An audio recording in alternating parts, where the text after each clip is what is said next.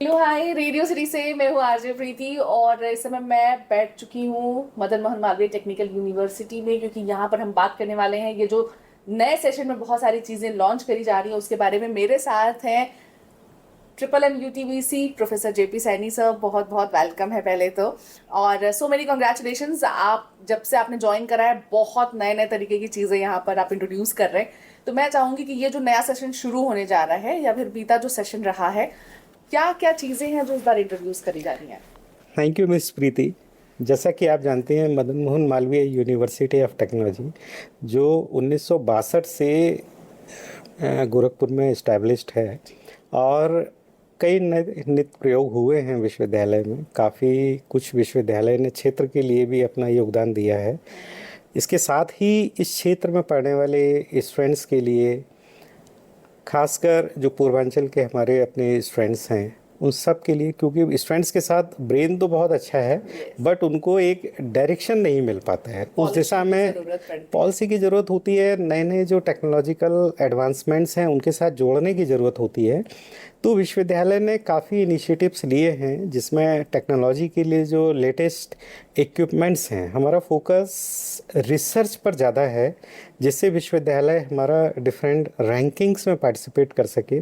Not only national level पर but international level पर भी हम प्रयास कर रहे हैं कि अपनी रैंकिंग्स बनाएं, जो कि हमारे माननीय प्रधानमंत्री जी का भी विज़न है कि हमें रिसर्च पर फोकस करना है, क्वालिटी पब्लिकेशंस लाने हैं। तो जब हम क्वालिटी पब्लिकेशंस की बात करेंगे तो निश्चित रूप से हमको उनको स्टूडेंट्स को मुहैया कराना पड़ेंगे। उन स्टूडेंट्स के लिए हमें रिसर्च फैसिलिटीज़ क्रिएट करनी पड़ेंगी, इंसेंटिव्स उनके लिए क्रिएट करने होंगे। तो उस दिशा में विश्वविद्यालय ने काफ़ी कुछ किया है। विश्वविद्यालय अपने लेवल से अभी इस बार 20% स्कॉलरशिप को भी इन्हेंस किया है।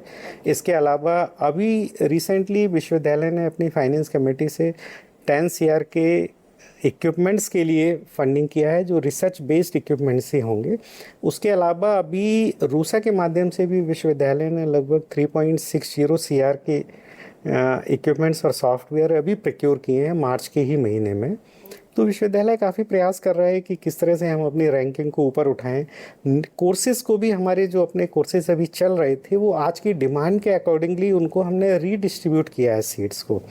उसके अलावा एक और पहल भारत सरकार ने किया है जिसमें नेशनल एजुकेशन पॉलिसी के तहत सभी विश्वविद्यालयों को मल्टी डिसिप्लिनरी होना है। और उस दिशा में अभी तक क्या था कि इंजीनियरिंग हमारी पहचान एक टेक्नोलॉजिकल इंस्टीट्यूट के रूप में हुआ करती थी। हमने फार्मेसी स्टार्ट किया और फार्मेसी को इनकरेज करने के लिए अभी हम फार्मेसी का एक नया ब्लॉक ला रहे हैं। अभी 2 करोड़ रुपीस के आसपास का हमारा, लगभग 2 करोड़ 1.84 करोड़ का हमने अभी उनको बजट भी इक्विपमेंट्स के लिए एलोकेट किया है, ताकि फार्मेसी की जो जॉइंट रिसर्च हमारी है, क्योंकि फार्मेसी एक ऐसी चीज़ है जिसको कंट्री में बहुत ज़्यादा स्कोप है, हमारे कंट्री में डेवलपमेंट के लिए। और कोविड में भी देखा आपने कि किस तरह से उभर के आई थी और किस तरह से हमने पूरे वर्ल्ड को प्रोवाइड कराया अपना वैक्सीन, और सक्सेसफुल वैक्सीन जिसको 1 साल से भी कम समय में रिसर्च के द्वारा तैयार किया।